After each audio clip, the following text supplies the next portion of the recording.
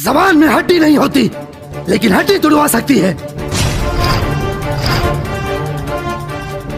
इतनी लाशें गिराऊंगा कि अर्थियां ज्यादा होगी और उन अर्थियों को उठाने वाले तसूना 6.25 फीट हाइट 48 इंच छाती भटपुरिया मर्दाना तोहरा बेटी के दीवाना।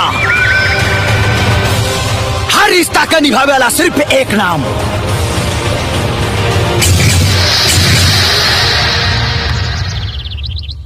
राम।